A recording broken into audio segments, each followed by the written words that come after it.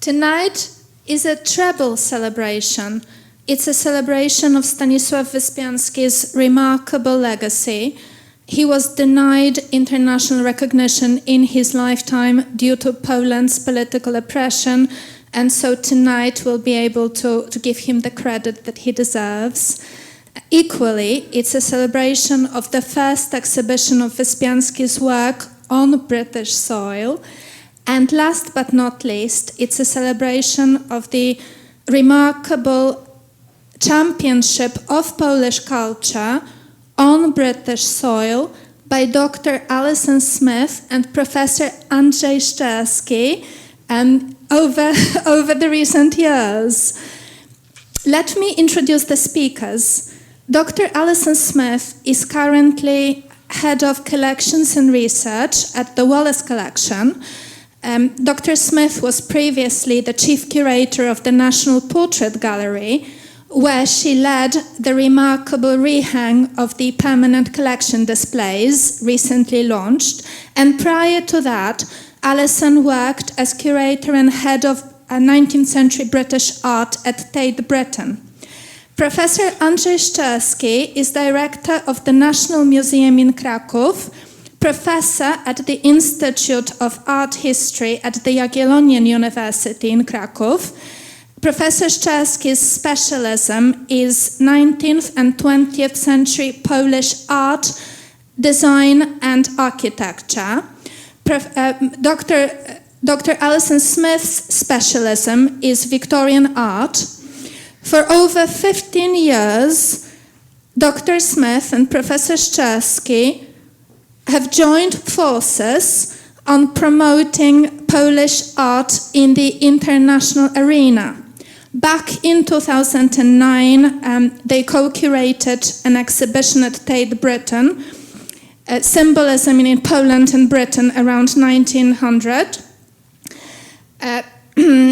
Also, Dr. Smith and Professor Szczerski collaborated on the Young Poland book in 2019, and most recently they have co-curated the Stanisław Wyspiański portraits at the National Portrait Gallery.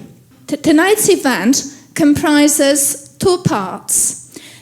Firstly, Professor Szczerski will offer an introductory talk about Stanisław Wyspiański's art and life in the wider context of young Poland portraiture. This will be followed by a panel discussion with Dr. Smith and Professor Szczerski about the curatorial rationale behind the NPG display and about Wyspiański's art and remarkable legacy. Without much further ado, let me hand over to Professor Szczerski.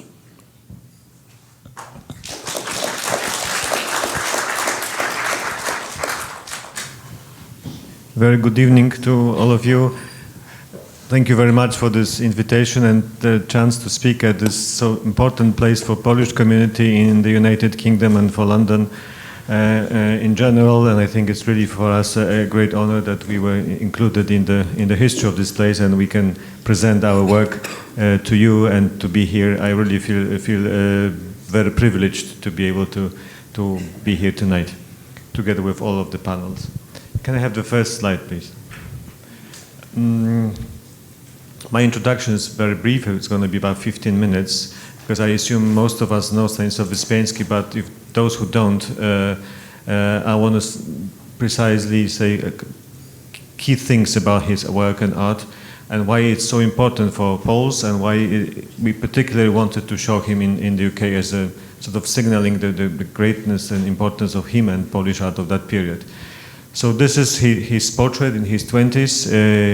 Wyspiański was born in 1869, died in 1907, so he lived very shortly. He didn't even make it to be 40, so he didn't have a midlife crisis, I can tell you.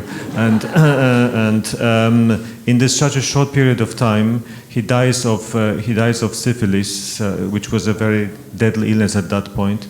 He managed to create an incredible amount of work in all sorts of media, from visual arts to graphic prints. He was a theater playwright, he was a city councillor, He was also a kind of a local politician.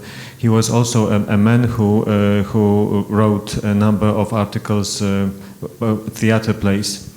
What we see here in this picture is he is in his full glory, very much aware of the importance of his work in his lifetime. I think this is also quite interesting to realize that he was already recognized in his lifetime as an important artist, but ever since his death, his fame rose, and we kind of appreciate even more his legacy and importance. So if I wanted to say what was the greatest artist in all Polish art history, I myself would put him on number one in all of our 1,000 years of our art historical history. To give you a short background, he works in the period of Polish partitions, so the country doesn't exist as an independent state. He works in Kraków, which is part of the Austrian-Hungarian Empire, and through his life, he's very much trying to rebel against that situation. And that's the first thing about him. He's a revolutionary and he's a rebellious figure. Interestingly enough, he does this rebellion not through transgressing whatever tradition is, but in reinterpreting the tradition. He looks for force and a spiritual renewal in the past, seen in a new way. And thirdly, he strongly believes in the idea of national identity and national revival, understood as a revolutionary, anti-imperialist call. So if you look at his interest in the Polishness, you can also understand that this was a rebellious, a revolutionary idea at that time to rebel against the division of Poland and in principle against the imperialism in late 19th century Europe. So can I have the next slide, please? One more, one earlier. One more, back, thank you. So, he is educated in Kraków, which at that time has already a School of Fine Arts under leadership of Jan Matejko, a great historicist painter. And Matejko is influencing his pupils in a very clever way, because he is telling them that art is as a social fact, as a political message. It has to speak about renewal of Poland, it has to speak about the call for action. But the way you want to paint it, it's up to you. So he is not influencing them, criticizing them, do it my way.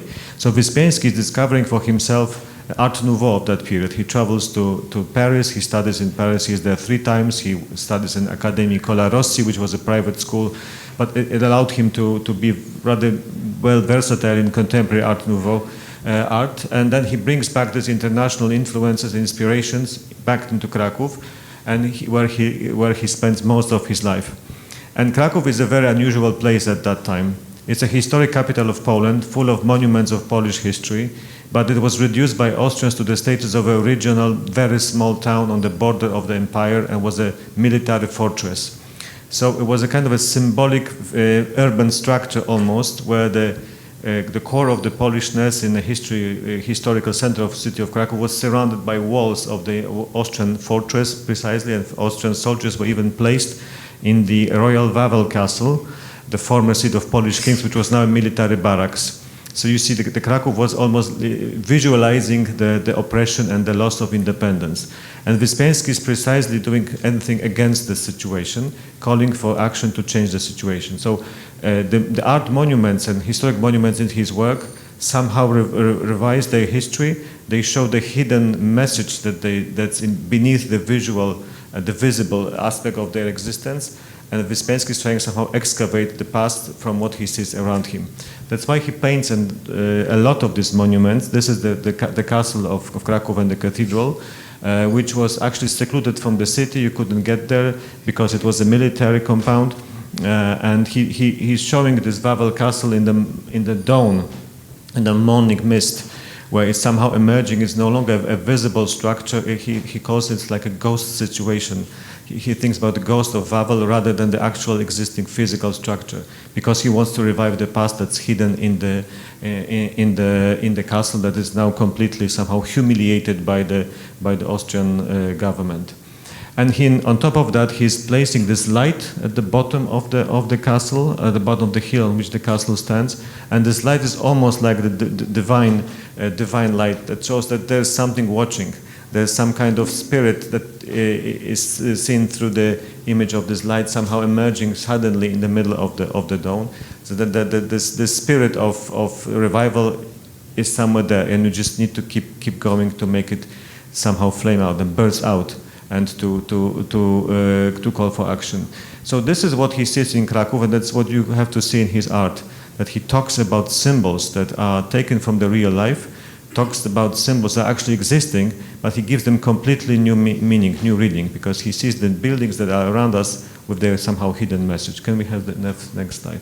And precisely this view of the castle was reappearing all the time and other monuments in his work, but he's also creating a number of symbols and new symbols, not only taking existing structures, but creating his own ideas how to represent the idea of rebirth.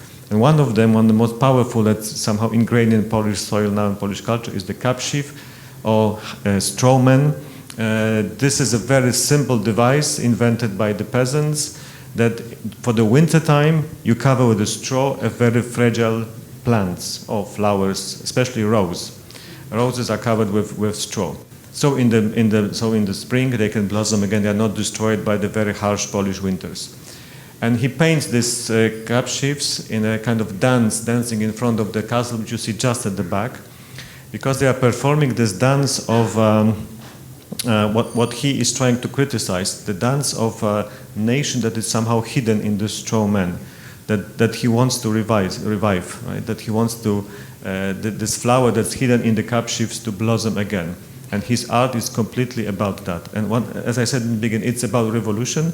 It's not something easy. It's not something even in his lifetime he thought achievable, that Poland regains independence and also a social transformation. No, this is about waking up the straw man, and the straw man reappears in his art constantly, and it's a symbol of Polish melancholia, of Polish disability to act, something that he's rebelling against. Because this is also important to realize that in Kraków at that stage, and as elite of the society was somehow accepting the status quo. They were ready to work with the Austrian government, thinking that maybe in the future sometime there will be free Poland, but at the moment it's impossible, so let's make a deal with the Viennese government.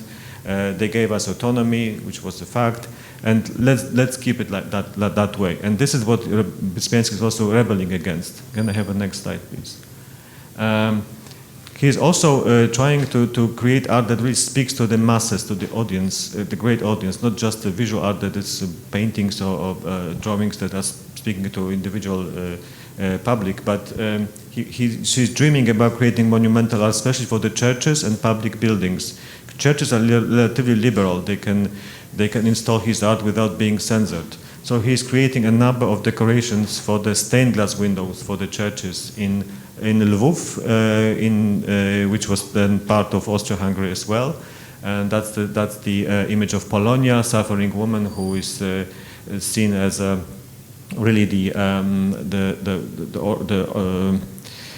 result of the oppression. You can see visibly on her face, and she's basically a captive, a slave that is almost dying, and he wants her to wake up. And for the Kraków Cathedral, he created these stained glass windows presenting the corpses of Polish kings which were buried in the cathedral in the Wawel Hill, and again he wants them to revive.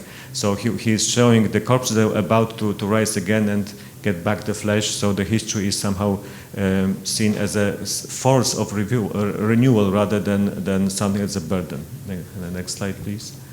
And although the previous ones were not executed, the stained glass windows, his masterpiece in the church is the St. Francis Church in Kraków, where he actually managed to create the complete set of decorations for the interior, including wall paintings inspired by William Morris, as we were trying to show about arts and crafts inspirations. He was very much interested in the idea of applied arts revival.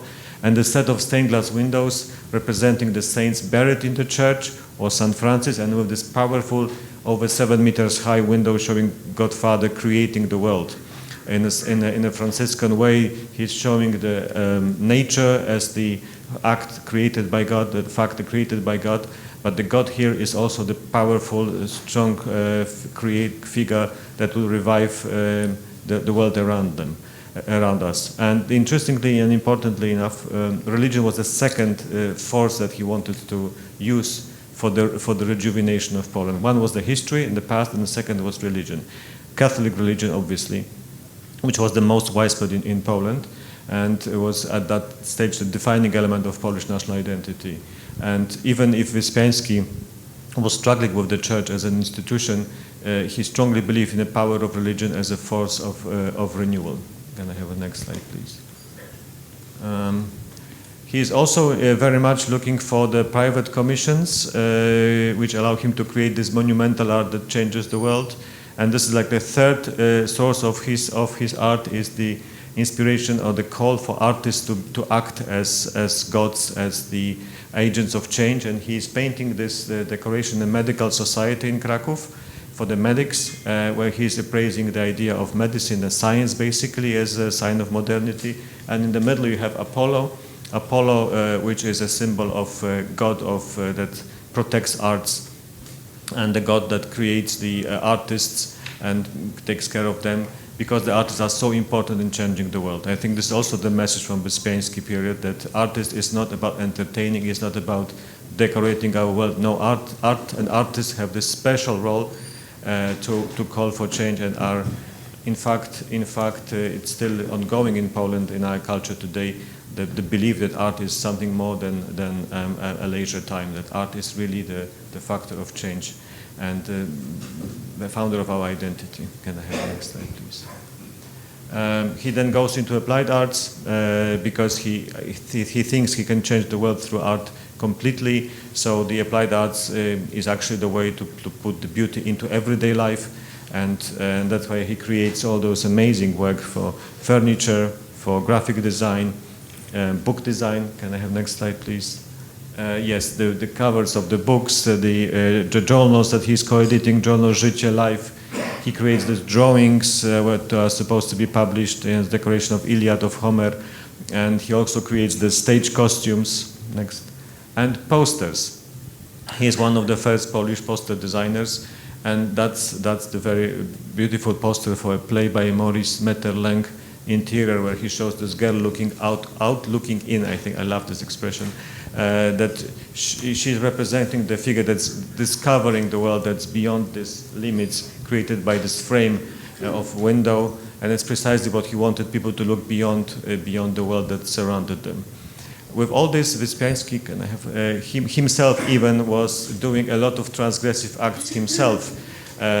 One of the most amazing things he did was that he married a peasant woman from a nearby Kraków village. She was a servant in Kraków homes, and he met her through this connection. He wanted basically to transgress any social boundaries and limits, and marrying a peasant at that stage was shocking for the society of Kraków, which Wyspiański belonged to. But he wanted precisely to show that he wants to build a national community. He wants to himself show the idea there are no borders, no boundaries between people, that we are equal. And also he also thought that this old-fashioned Kraków society is no longer powerful, that's no longer really interesting for him as a partner. So he was looking for this simple woman, and they created a very happy marriage, in fact. And she became the guardian of his art once he died in 1907. So it's a very unusual and very happy story ultimately. As I say, precisely transgressing every social boundary you can even imagine at that stage. And if we think about Wyspiański in the period of his lifetime, he is not alone. And I think Young Poland period around 1900 is one of the most creative and one of the best period in Polish art history. That's why Wyspiański is number one, because I think Young Poland is number one in whole Polish history as a phenomenon. And as a context, I'm going to show just very briefly a few images of other artists to show you how important art was and how creative artists were at that period, and how much they speak about this symbolist language that Wyspiański is also using. So Jacek Malczewski in his portraits, he is portraiting the guy in the middle, but these two figures around are representing somehow hidden forces in his mind. The contextual figures that show this is a Polish Hamlet, by the way, this is the title, and this man is trying to say to be or not to be free, you can say, because he's representing here the suffering of the past, the woman on the right-hand side, on the left-hand side is the future possible rejuvenation and freedom, but he has to decide if he wants to go for revolution and he wants to risk, or he rather stays in this bygone world. Next one. Olga Boznańska, the woman painter, especially famous for her hugely intense psychological portraits of important Polish figures in Kraków and in Paris, where she lived most of her life. And this is one of her early works from Munich, where she studied, showing this very unusual and very emotional portrait of a young child, teenage, that is going into adulthood. Witold Wojtkiewicz, another interesting artist who painted a number of figures from artistic scene, again with contextual images in the background, highly emotional, melancholic, that again show the value of individualism. I think this is what we also want to stress, that all these artists were championing the idea of individual freedom very much, that they saw as somehow parallel with the idea of national revival. They saw that only free individuals can create an independent nation. So all these emotions of composers or artists that he painted were about appraisal of individual artistic creativity. Next, please.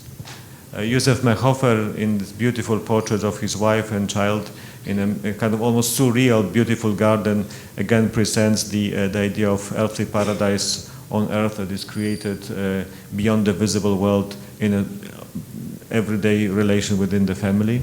And next, please. And last but not least, Stanisław Ignacy Witkiewicz, one of the first and most interesting in Central Eastern Europe photographers, who before First World War created a number of this, unusual photographs, somehow enervating, full of tensions that create. This is his self-portrait, experimental one, that create again the idea of individual human being as full of forces that can change the world. I think this is also very important to realize that Wyspiański is about appraisal of individual creativity. Thank you very much.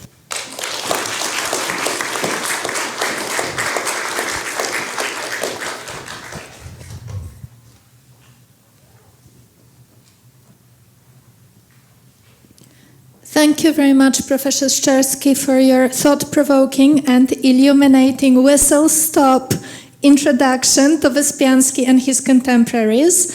There will be time for questions at the end of this evening's event. Let us now move to the second part of this evening, the conversation with the exhibition curators, Dr. Alison Smith and Professor Andrzej Szczerski.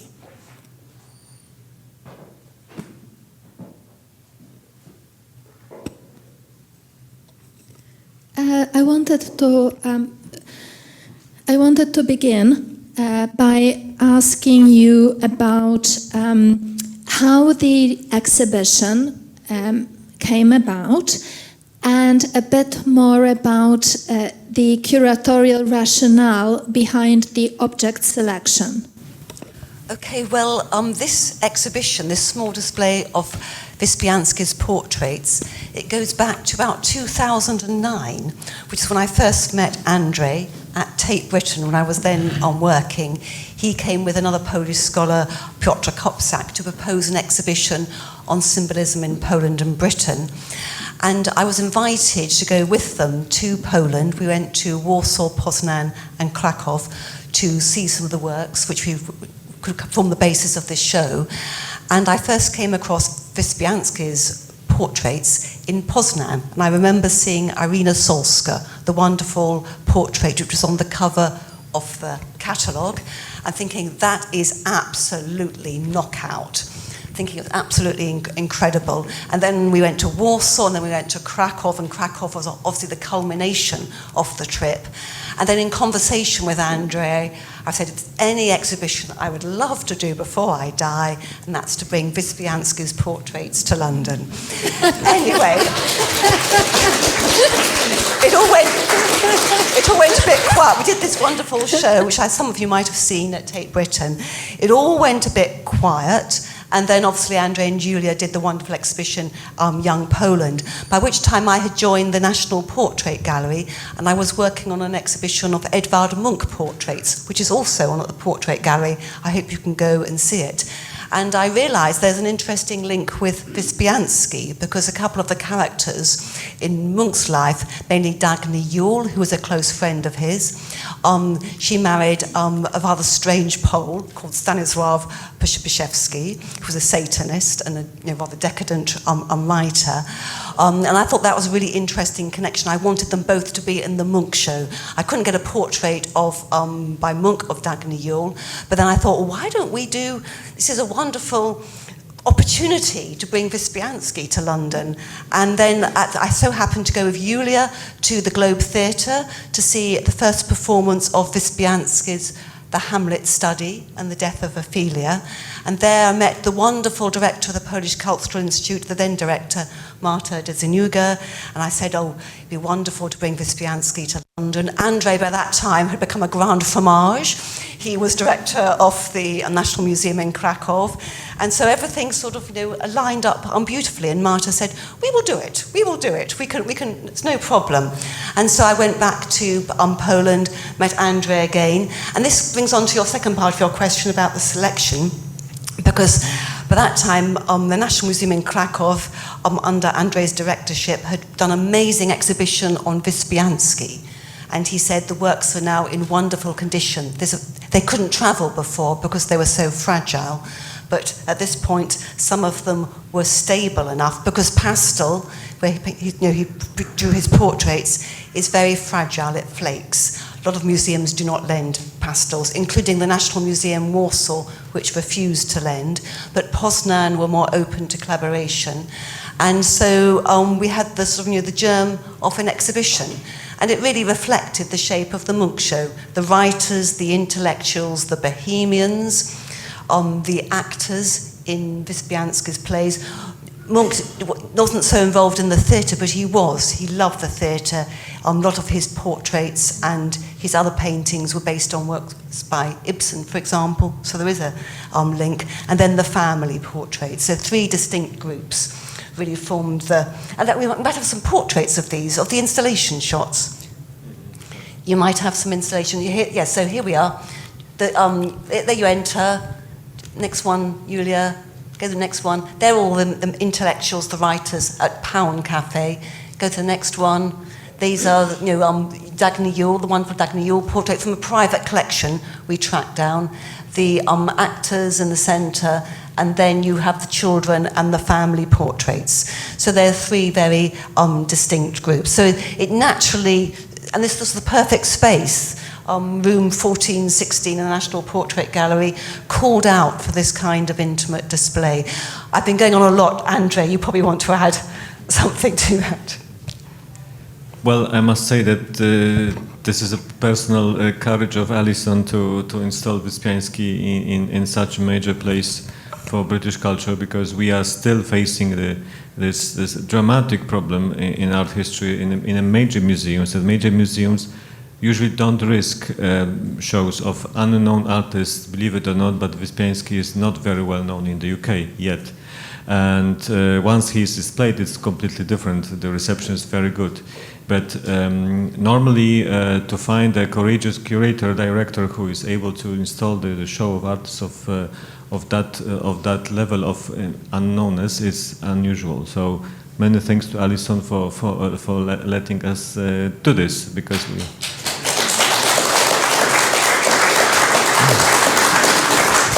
Big thank you to Andrzej for allowing the works to be, for us to borrow the works from Krakow.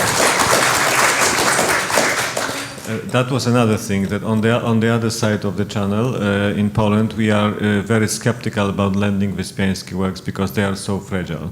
So our task was to select those that were good enough or in perfect condition so they can travel to London. It's actually a very sophisticated process to travel works like that. You have to build special crates. They have a specially invented by our conservators device to reduce the number of turbulences that can occur even as you travel on the road. They cannot fly, because in flight mode you can always get into real troubles with the turbulences. So we had to select the 16 works, us, National Museum in Poznań, and one of the private collectors, Krzysztof Musiał. So this was our task, and our conservators were convinced by the fact that this is such a major show, in such a major place, and we definitely have to take a risk. Ultimately, it's not a risk; it's a conscious decision. But to start this process was also very, very brave, and I think we also set new standards for presenting Wyspiański abroad. I think it's very important for us too.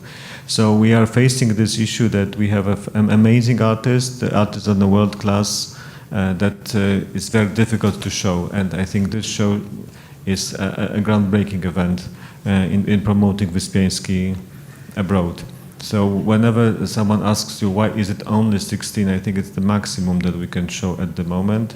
If we invent even better ways to present more works by him, we could think of a bigger show. But I think at the moment the show, what I love about it is, thanks to Alison, it's so intense, because there are, even within this relatively small amount of works, they are so strong, these works, and there are different groups of these works, so it actually feels bigger, the exhibition, which I think was a big achievement of our work, that we did present Wyspiański as a portraitist in a very diverse way.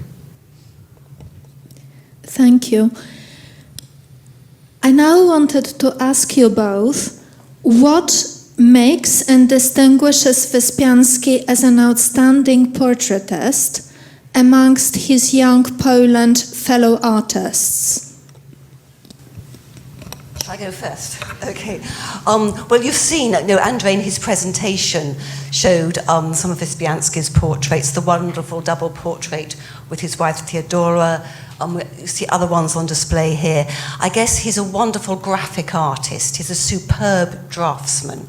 And what I think makes Wyspiański very special is this unique combination of what you call the fine and the decorative arts. They're very decorative, his portraits. I love the way he signs them with his flourish, his signature.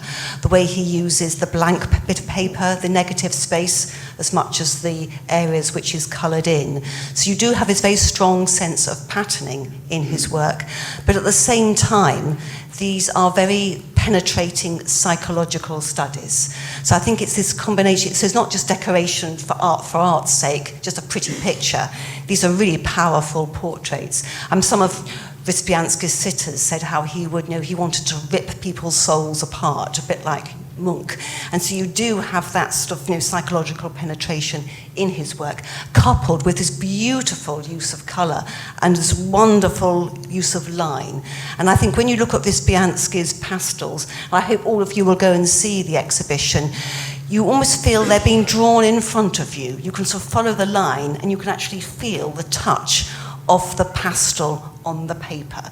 So there's a very strong sense of the artist's presence when you look at the works and how he's actually encountering the sitter and interpreting the person. It's a very intimate experience, and I think there's nothing like that.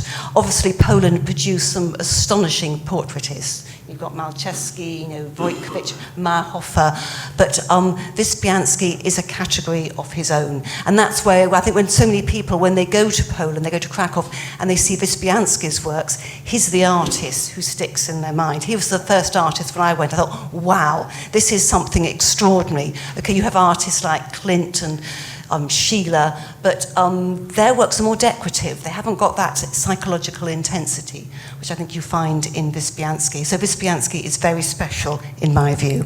I don't know, Andrzej, what you think? I would subscribe to it. I would add another layer to his importance is that he is from all of the Young Poland period. Young Poland for us is from 1890 to beginning of the First World War. So it's a pretty long period of time, over 20 years, and a number of talented artists, but no one really was exquisite and genius really in all the fields he even touched. So this is something that distinguishes him from the rest of the art circle of that period, because he is known in Polish literature for his plays, and his plays The Wedding is one of the key plays in Polish literary theater history. He is amazing, also a stage designer. He's great as a applied artist. He's visually, he's also compelling artist. So I think this is something that happens only once in 1,000 years. In the same time, his message is so coherent and so powerful that it survived this period of his lifetime.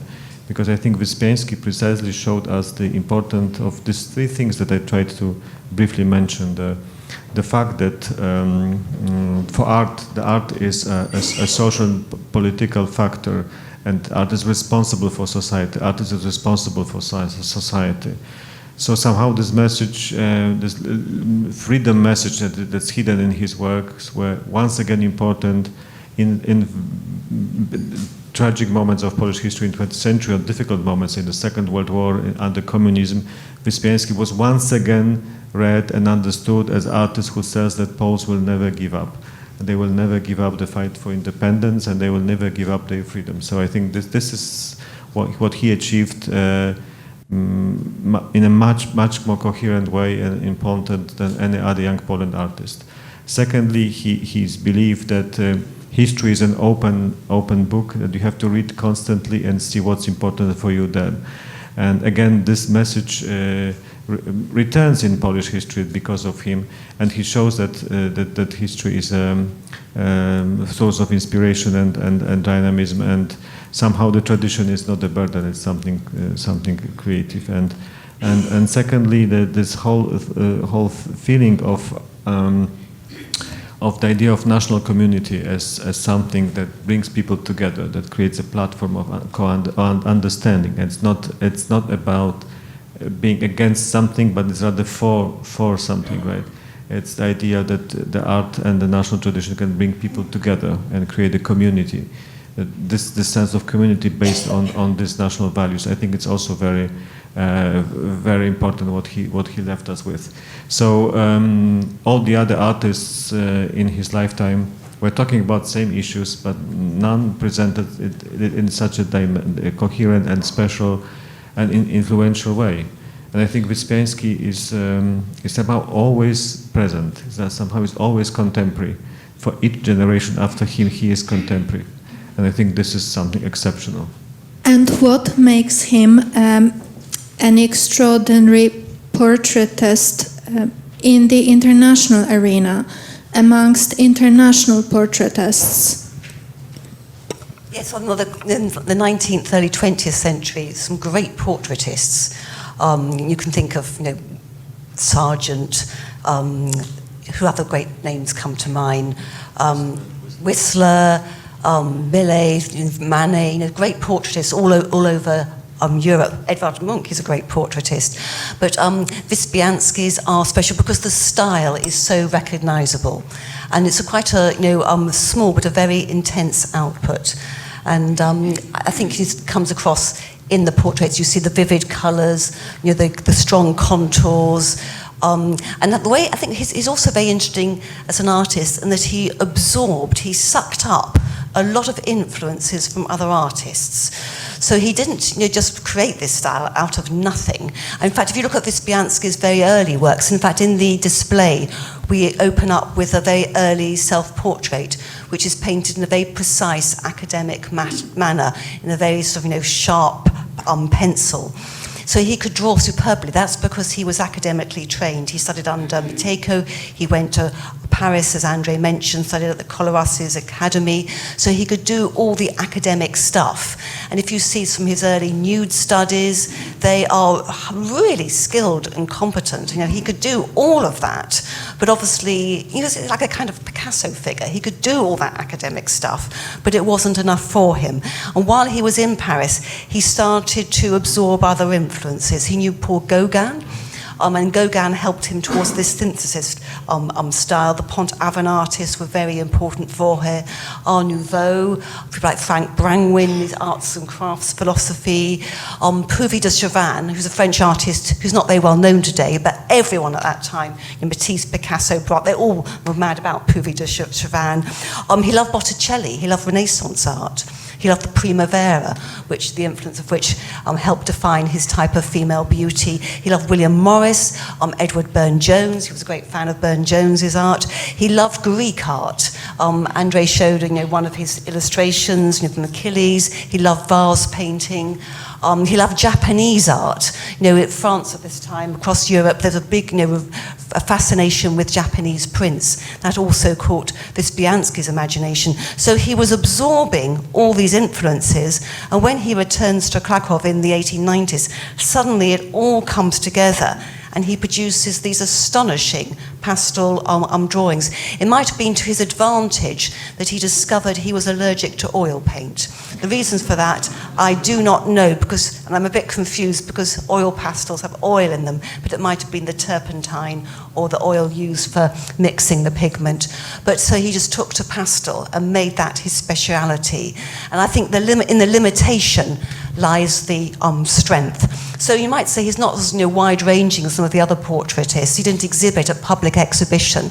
The portraits weren't shown in all the great international shows.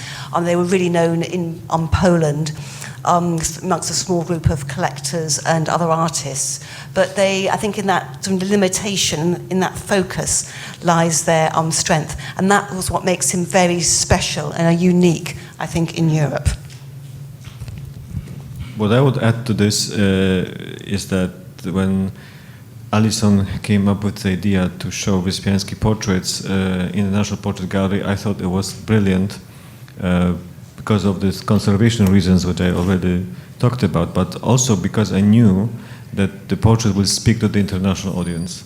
That I knew that they're gonna speak because they show the human beings, the creative, unusual human beings in their emotions, their tensions, their psychological impact, and precisely because Wyspiański is so international in his portraits, because as you rightly said, he learned a lot, and from what was going on in Europe at that time and history of art, and then he makes it into his own individual language. So I thought that if we wanted to present Wyspiański in its historic works, especially, we would need a lot of explanation. We would need a lot of contextual information and images. With portraits, no, it will speak directly to people. It will speak to people's faces. It will speak to contemporary London audience, because it's about the real figures. It's about the internal life, and I think this is something absolutely fascinating. Because if you go through extremes of that period, it's not this more conventional portrait of type of Sargent, let's say. He's not so provocative and so straightforward as Schiele or Klimt, right? He's not so decorative. It's really about the psychological study. In my essay in the book, I was trying to write about the interest in psychology of that period, in fact, and the fact that this is a period of Sigmund Freud, obviously, and the rise of psychoanalysis. And I also wrote about Polish scholars who were interested in psychoanalysis, who independently from Vienna or influenced by Freud's school. So it's a very interesting moment also in Polish psychology that there's already medical knowledge about the individual human being. I think Wyspiański, being very close to medics, because he was so ill, he had to be in permanent cure. In fact, one of the portraits in the exhibitions, his personal doctor he had, so he could have had access to all those new information about the study of the human psyche. So maybe it's one of the reasons why he was so amazing about it. And last but not least, if you look at some of these portraits, he is so clever in showing the children emotions, for instance. But also when he paints the adult artists or figures of like the dentist, the dandy dentist who wanted to be a poet himself, he's there in the exhibition. It just clearly illustrates the tension in this man's soul, that two roles that he wants to play in his life. It's so clever. It's so perfectly visualized. I think this is what makes him special. How did Wyspiański himself and his contemporaries rate his gift as a portraitist in the context of his output, in the context of his other outputs, such as the monumental decorative schemes, the applied designs, etc. Well, in his introductory talk, Andrzej sort of put his finger on it when he said the driving force, there are two aspects to Wyspiański's art. It's a history and it was religion. And I think he was known for the his great plays, The Wedding, November Night, the Achilles, the Vathor plays, but also the monumental schemes, for the Franciscan Church, for the Medical Society. So these are to do with, the big themes, these big abstracts, histories of science, on religion. And so I think related to that, the portraits weren't so significant. And in fact, we do know that Wyspiański didn't rate them that highly. He had ambitions beyond portraiture, which had a lower status for him. And I think one of his patrons, I think it was Felix Jazienski, have I pronounced it correctly? He said, I think the portraits were a case of an eagle trapped in a hen house. So they weren't, they were fine, but his real skill lay elsewhere. Today, I think we'd consider it the other way round. I think we think the portraits are so wonderful because when you go into the National Portrait Gallery and you see the portraits, you feel you are talking to real people. You can relate to them. And when you read in the captions about their stories, what they achieved, you can also identify with them. So I think we might about it in a slightly different way today, but I think for Wyspiański, he was so ambitious. And he was one of those 19th century artists like Rodin, like G.F. Watts, who wanted to create these huge monumental schemes and who never really lived to see his ambitions unrealised. And that's why I think the portraits were something he would do almost like doodles, really. When he went to the Pound Cafe, where all the writers and artists would meet, he would while away the evening just drawing his contemporaries as they sort of chattered away or argued about sort of politics or religion or whatever they were talking about. He would sit there and just slowly sort of study them and draw them. So I think it was something, it's almost like a form of diary taking. Though we do know, having said that, he did have ambitions for his portrait because the portraits, the ones he made at Pound, he wanted to elevate them into a big exhibition hall. He wanted to create his equivalent of G.F. Watts's Hall of Fame. He wanted to put them all up in the cafe. And there is a photograph in the catalogue that accompanies the display, from the time, which shows all the drawings pinned on the wall. So Wyspiański did have these ambitions for them. But then a few years later, he felt that so many of his contemporaries didn't live up to his expectations.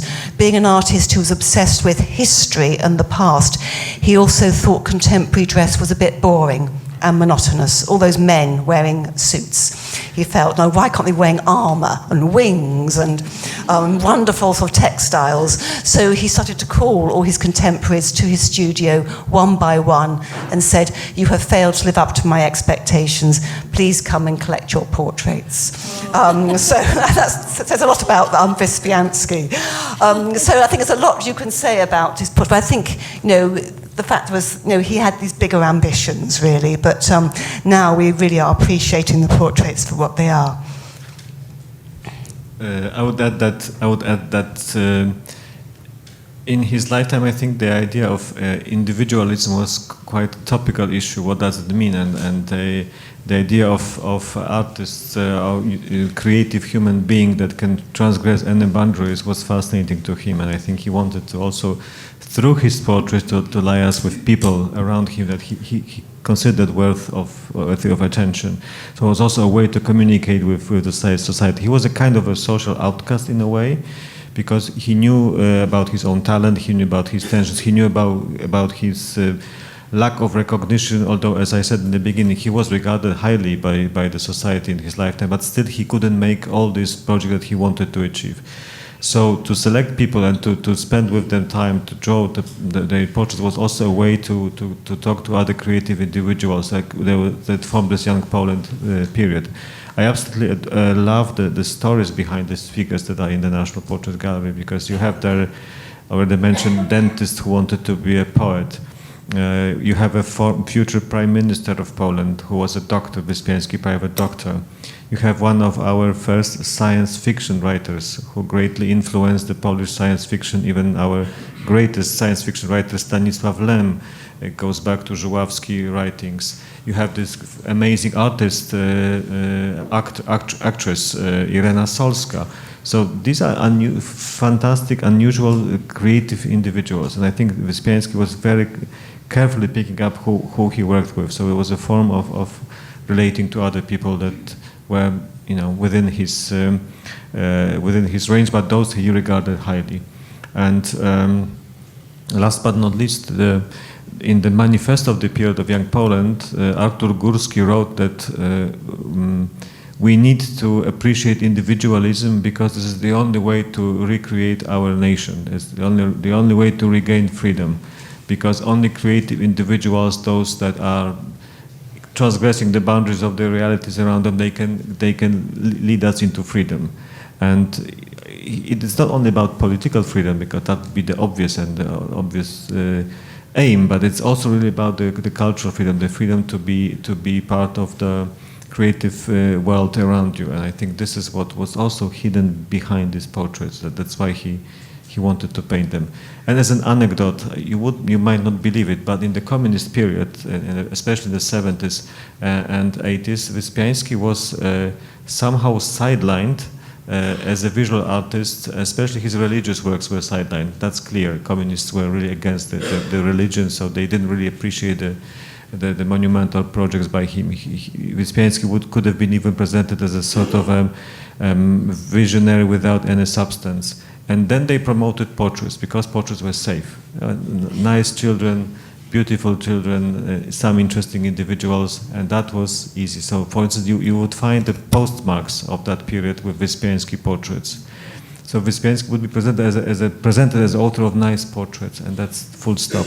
So, the history sometimes plays tricks with us because we see now that portraits are really important and precisely also a revolutionary part of his work, but this is how they wanted to be manipulated really in that period. Would each of you be able to reveal what your favorite portrait is and tell us a story about it? Gosh, well, that's difficult because I love them all, but I think the one I really wanted for the exhibition was the portrait of Dagny Yule, because she provided the connection with Edvard Munch, which I mentioned earlier on.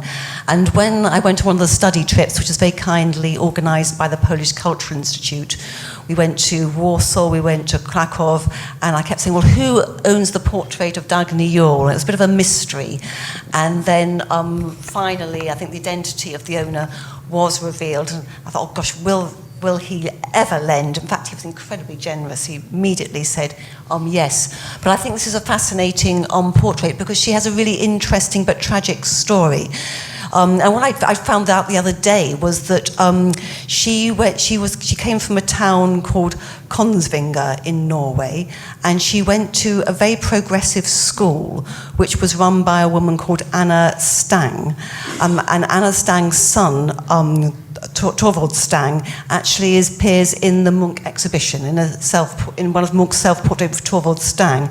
His mother was this revolutionary feminist, Anna Stang, who set up this school in Kongsvinger for women, where they were sort of, taught to be really progressive. And I think that explains a lot about Dagny, her confidence in leaving Norway, going to Berlin to study music, and entering this sort of bohemian circle which gathered in this tavern called the Black Piglet, where she mixed with Gustav Wiglund, the sculptor, Edvard Munch, her close friend, August Strindberg, the Swedish playwright, where she met Stanisław Wyspiański, the Polish medic who came but also got involved in writing. And she became involved with all these bohemians and helped set up the arts magazine Pan, which was a sort of pan-European arts magazine where all the latest avant-garde ideas were expounded.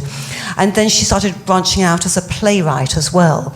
And then later on, she and Szczerski, whom she married, moved to Krakow, and they became key figures in the Paun Cafe circle where Wyspiański encountered her, and they promoted the art of Munch there, Goya. They loved Goya. They went to Spain. They studied Goya's works, and they were very important. Or she was very important because she was so generous. She promoted Munch's work, those of other Norwegian artists, and she wanted to establish these international connections. She could have gone really, really far had it not been for Szczerski, who was a bit of a misogynist. Maybe that's a bit extreme, but he rather put her down and went off had other affairs. And this all went sort of pear-shaped for her. And something of this comes across, I think, in this very penetrating portrait study by Wyspiański, which probably shows her sitting in the Pound Cafe late at night, rather bored and melancholy, rather self-absorbed. And someone said to me the other day, she thought she's looking at Wyspiański with a bit of distrust. I don't know, because we do know that she and Wyspiański got on very well, and that he would do doodles and caricatures to entertain her. But she looks thoroughly fed up. And by that time, she was obviously poor. She was obviously fed up with Szczerski, probably thinking, why have I left Norway? What am I doing here?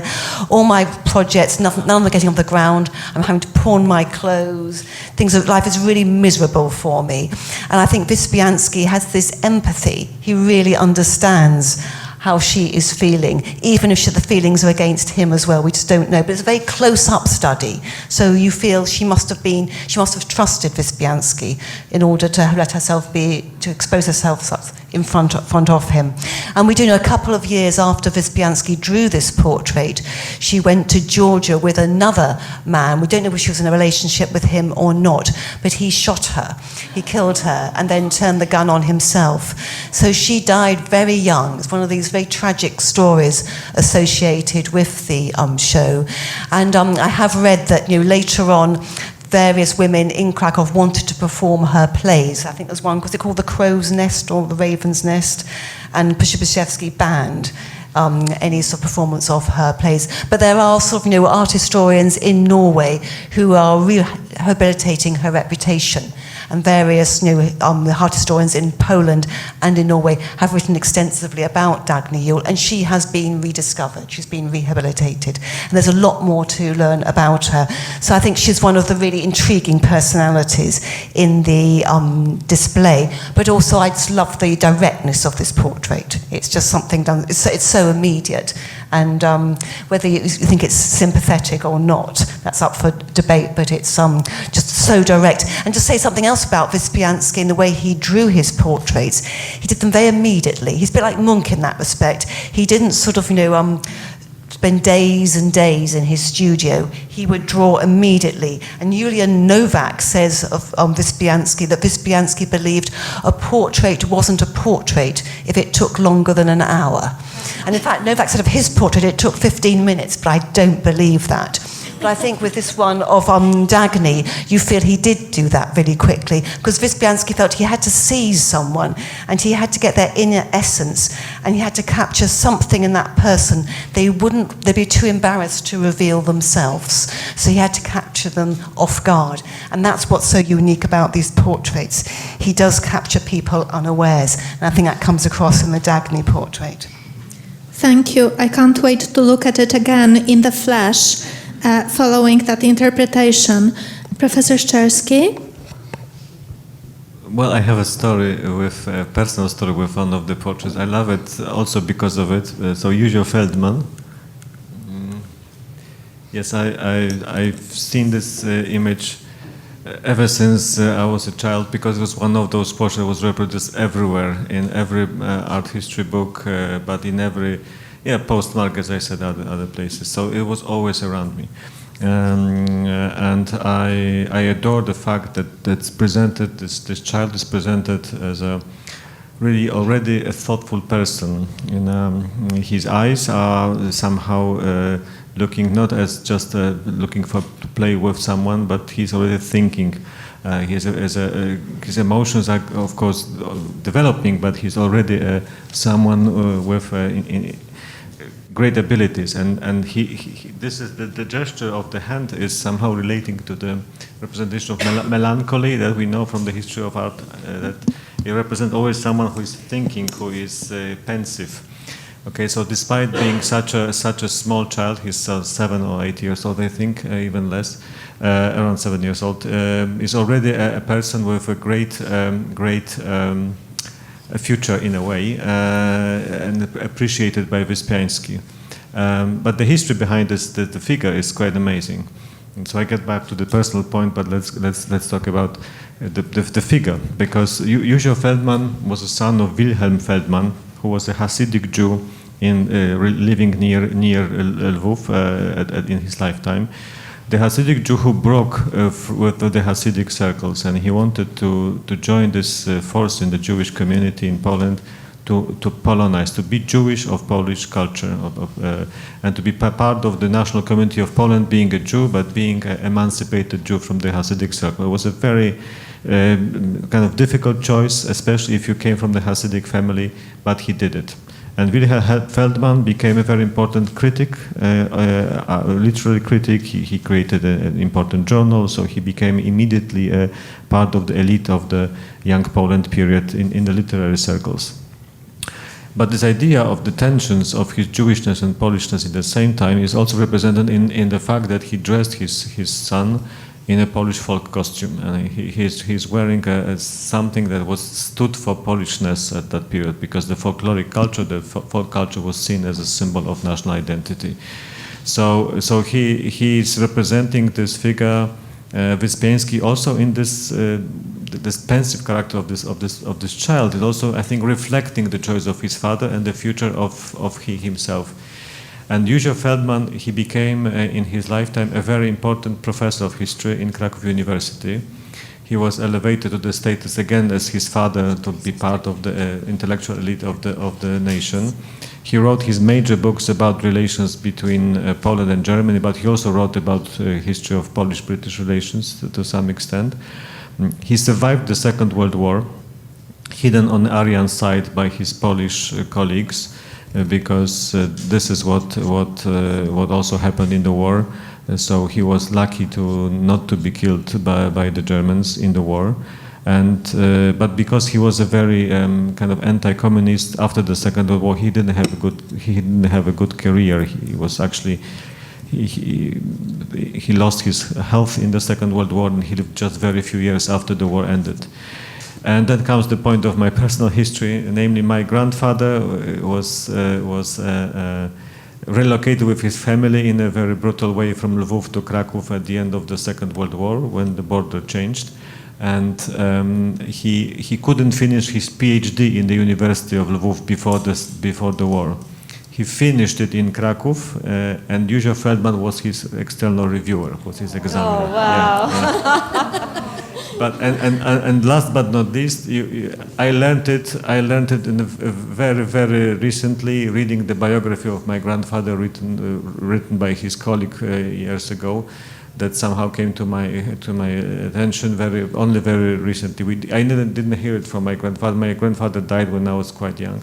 We didn't talk about it, so I read it in the books, really. So it's another layer how we are rediscovering our own past, rediscovering history in a most unexpected way. And so Józef Feldman, I kind of realized why he was so important to me always, also because of it. Wow. That's wonderful. Thank you. So I've got two final questions to our speakers.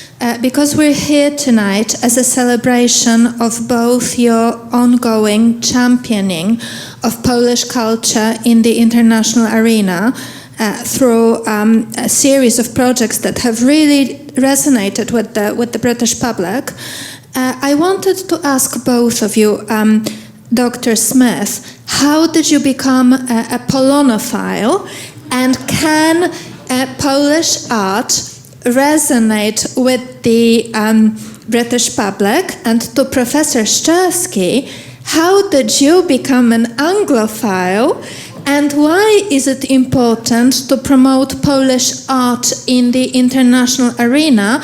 What does Polish art have to offer in the international arena. So over to you as concluding insights. Gosh, well, that's an intriguing question. I think I first became aware of Polish art as a teenager when I was doing my A-levels. I was at school. I mean, you didn't learn about Polish art then. You learned about the Greeks, the Renaissance, modern art. Everything was to do with France and Italy and a bit of America. But my parents went on a trip to Poland. This is around the time of the Solidarity movement. My mother was working on a radio program called Can Poland Be Poland for the World Service. And they came back with all these catalogues, and they were very cheaply produced on horrible paper and black and white illustrations and just very sort of factual and dry and in Polish, which I couldn't read at all. But I was intrigued by the images, and I remember one had on the cover Wyspiański's Apollo window. It must have been the cartoon. It must have been a catalogue from the Krakow Museum.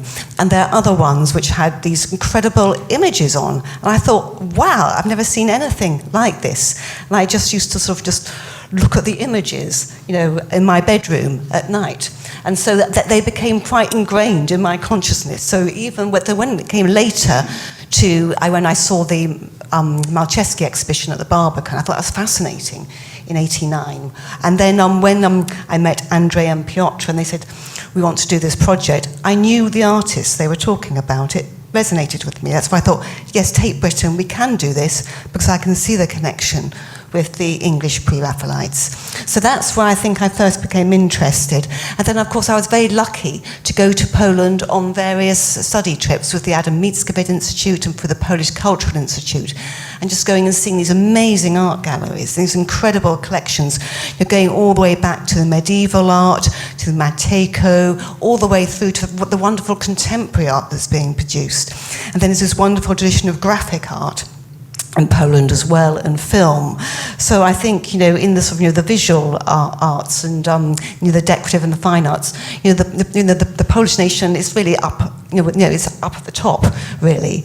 And I've always been intrigued by it. And so I think it's contagious. And I've been into the Wyspiański display, even though I don't work at the National Portrait Gallery anymore, at the Wallace Collection, but I go back every week, and I go to the Wyspiański display. Sometimes I take visitors, sometimes I go by myself, and I see people mesmerized by the portraits.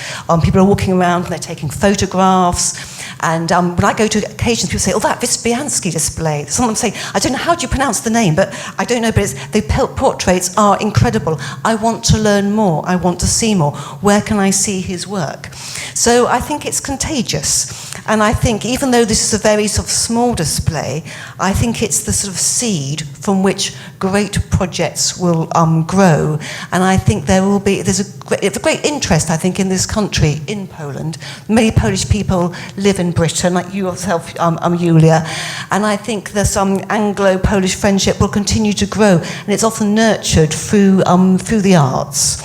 So I feel very sort of positive about the impact this display has had in the UK. Professor Szczerski.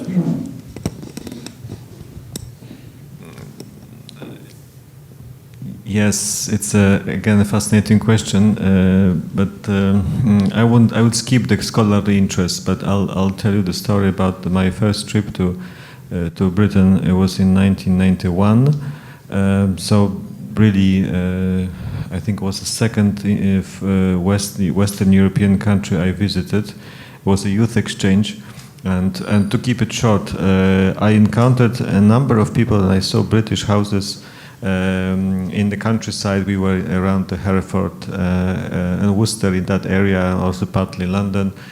And what I found out that was amazing for me is that each and every person I met was something special about this person. That each was somehow fascinating. It was somehow, and it brings me back to Wyspiański. It was about individual characters that all these people presented. And British sense of humor, for instance, for me was shocking, because I thought this is so rude and so straightforward.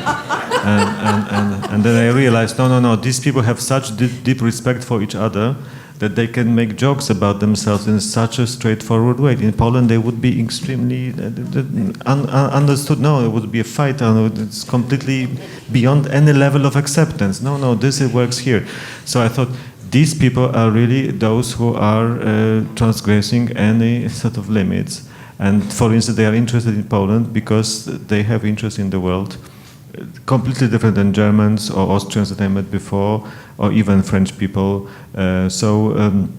All in all, that idea of British individualism was something fascinating for me, and I think somehow it's still the reason why I'm Anglophile, Britophile, because this what I find in this country fascinating, and the idea of individual that's represented in arts and culture in British homes.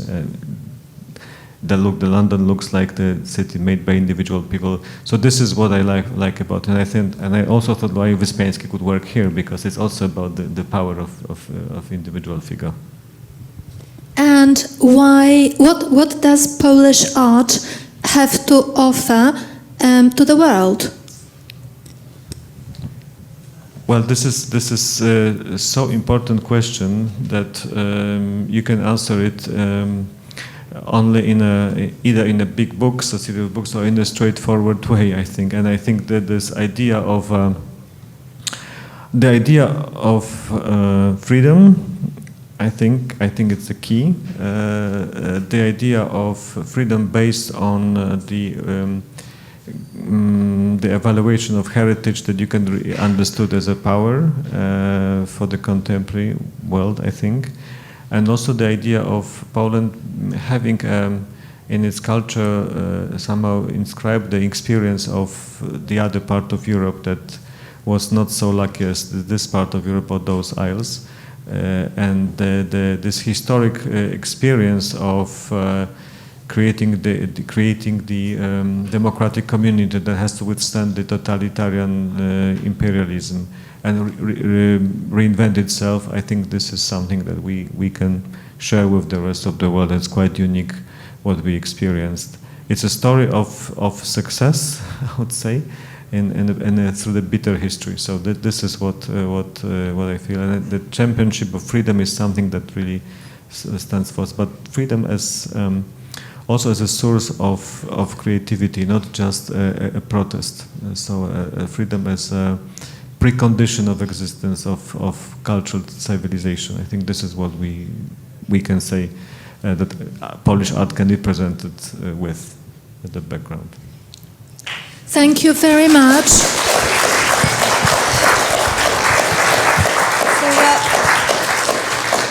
I would like to thank...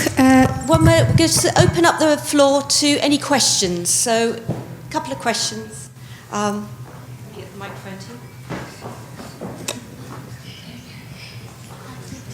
Well, first of all, thank you all very much indeed. That's been absolutely fascinating. And I went to see the Wyspiański exhibition in the National Portrait Gallery a couple of days ago, and it is absolutely fabulous. So very much urge everybody here to see it too. And thank you also for the Young Poland exhibition in 2021, which was also super.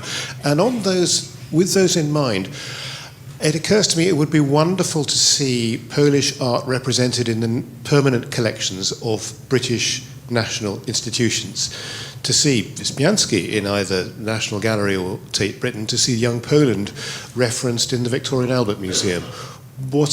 Setting aside the difficulties of acquiring works, what would be your thoughts on that? I think that's a wonderful idea. I know Tate Modern on Polish artists and Tate Britain when it comes to the 20th century and contemporary Polish art is very well represented. But I think for historic art, I think for a lot of the historical reasons which Andrzej explained at the beginning of Poland under the partitions, that's more difficult. Also, I should imagine that a lot of, with issues such as restitution, and a lot of Polish art about getting export licenses for works coming out, there will be challenges. It may be that the national museums in Poland want their national treasures at home, as we do. We always get an export stop when a Turner or some magnificent work comes up.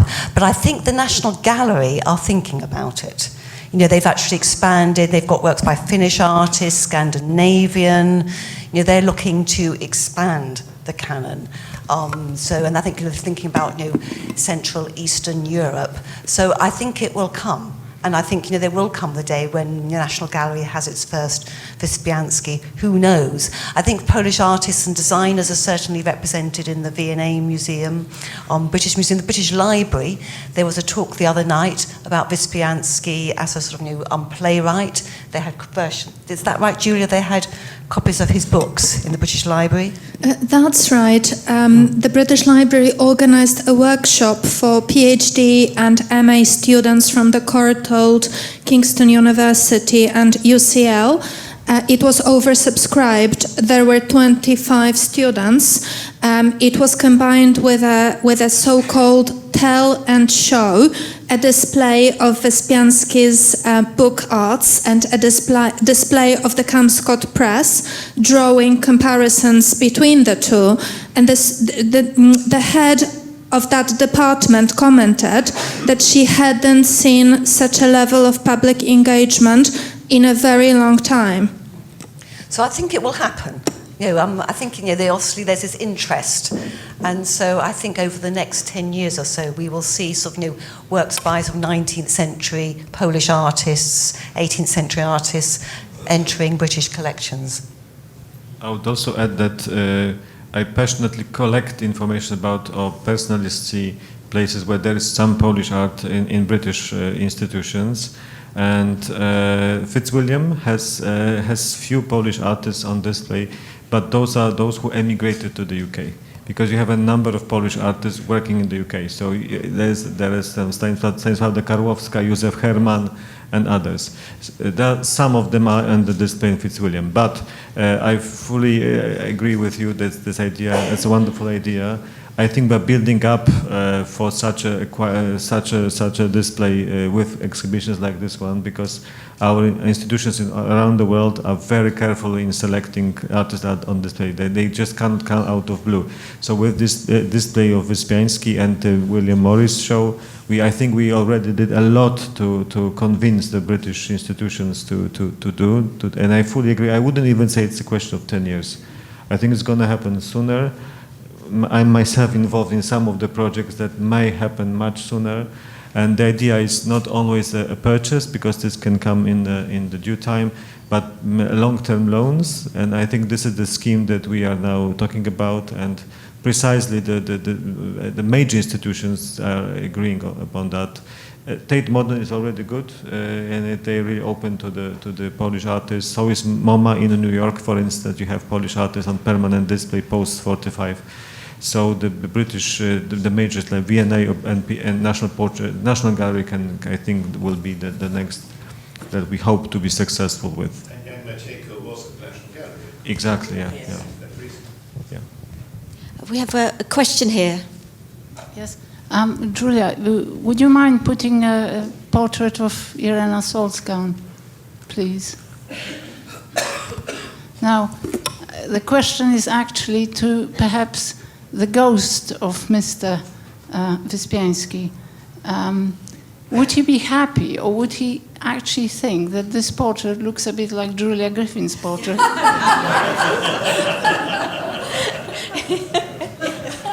I will answer. In fact, when we got from the NPG press the proposals for the cover, in my museum we had the discussion, and everyone voted for this because it's Julia Griffin.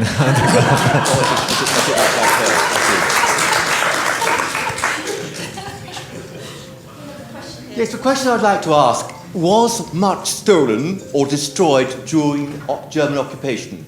Any Wyspiański paintings, or taken away to Germany? His drawings were quite a few of the ones of actors. He did some amazing ones of Irena Solska's husband, Ludwig Solski, and they were destroyed in the bombing in 1939, some of which showed him in Shakespearean roles.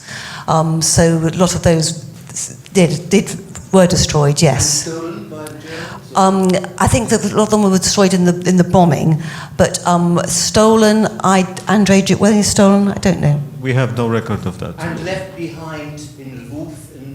Oh yes, there are a number of works in Lviv by Wyspiański, but they're very well protected now, and they are in the part of the National Gallery of Lviv now, and the colleagues in Lviv are excellent partners for us. So we're working with them. They're very well protected. And the Polish background is not then ignored. Or? No.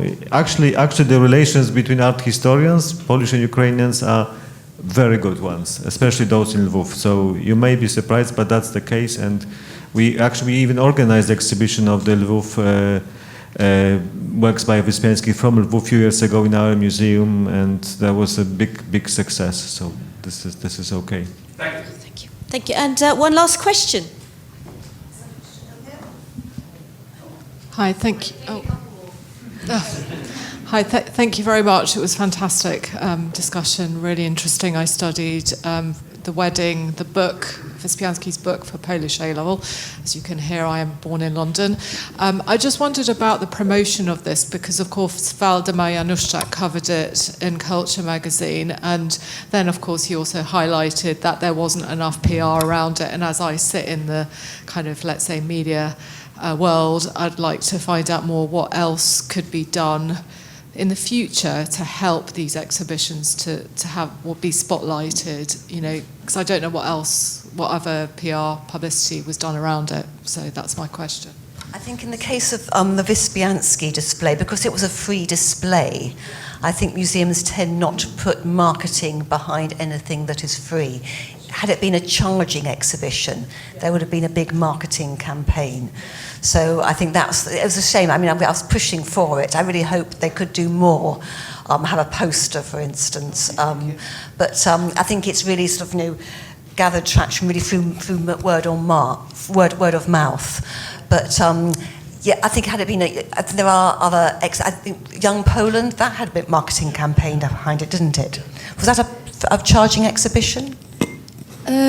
All the exhibitions at the William Morris Gallery are free yes. because of his socialist outlook, yes. But they work with a PR company which promotes all of their shows. And thanks to Professor Szczerski's advocacy in Poland, we received an additional grant for marketing on the London buses and the London Tube, which really worked miracles.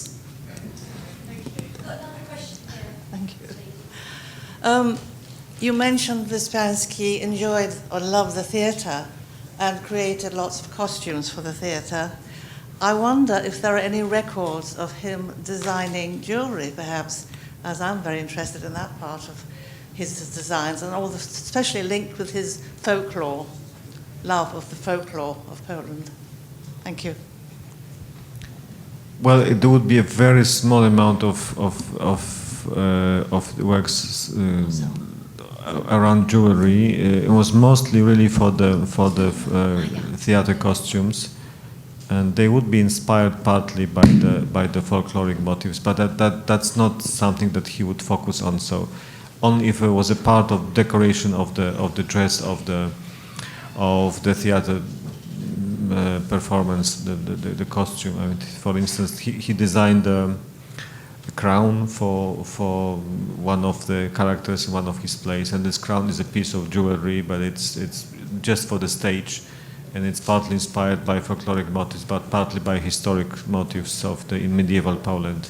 So you would have to extract it from theater stage designs. Thank you very much. Well, he not only loved the theatre, but he wrote one of the biggest classics, The Wedding, which is still regarded as the play which is important, valid, and all the problems touched there are still actual. So what I would like to ask you, is there any way, I had a pleasure 25 years ago to act in it, but is there any way that on the Festival of the International Theatres we could sort of promote it and so this incredible play can be presented. That's a wonderful idea. I mean, the Globe were quite pioneering, weren't they, in putting on the Hamlet study and the death of Ophelia. The wedding has been translated. I've read We absolutely aware of that, and we actually started doing that here. Yes. But we've got a very small cameral theatre for 120. Yes. It should be for bigger audience. Yeah. So I hope it. I mean, there's the film Andrzej Wajda did of the film. I've never seen it because I don't think they do it with English subtitles. So I've always wanted to see it, but I can't get hold of it whenever I look online. So I mean, that could be a starting point. But hopefully, it will. Now people know of Wyspiański. Hopefully, as Andrew said, it's not going to take 10 years. It'll happen sooner than that. Thank you. Wonderful. Thank you so much, everyone. So, Julia, thank you. Thank you. I just wanted to extend a heartfelt thank you to Dr. Alison Smith and to Professor Andrzej Szczerski for participating in today's event and sharing very powerful and moving insights. Thank you. I wanted to also take an opportunity to thank our colleagues from Ognisko, Polskie and the Polish Cultural Institute for making this event possible, and especially to Mr. Andrzej Jurenko, the Ognisko chairman. To Jola Piesakowska-Jackson for being in charge of the event and looking after us. Ania Mochlińska-Rakowicz, who cannot be here with us today, but who has made it possible. And a huge, huge thank you to Karolina Gorazda from the Polish Cultural Institute, who has worked seamlessly behind the scenes to make this event and the other Wyspiański events possible. It has been a delight and a privilege working with you. Thank you so much. And to Blanka Konopka, head of PR from the PCI for promoting the events. And finally, I wanted to make two quick announcements. Firstly, the book has almost sold out. There are only 180 copies left. So if you haven't yet got yours, do get it. And secondly, I wanted to make an announcement about a very special publication for those of you who share our passion for young Poland. It's the latest publication about the Kraków Workshop's design legacy by my colleague and friend, Professor Anna Myczkowska-Szczerska, who was a contributor of the chapter about Christmas tree decorations and toys in the Young Poland book. Now we have the very first book about the origins of the Polish Christmas tree, tracing the origin of the idea in the interwar period. The book also contains a full catalogue of all the documented decorations, counting over 1,200 decorations sourced from contemporaneous journals, and also a third section at the end offers templates for all of us to be able to make our own Young Poland decorations. The book can be ordered from the Jan Matejko Academy of Fine Arts website. I received mine already. Thank you very much. Thank you.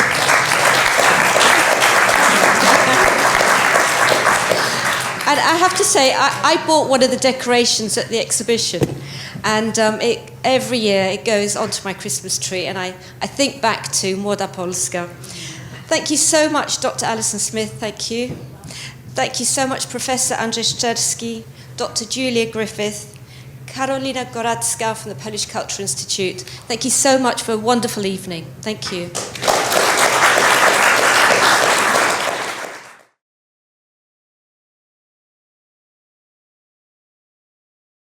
For upcoming events, please visit our website and follow us on social media.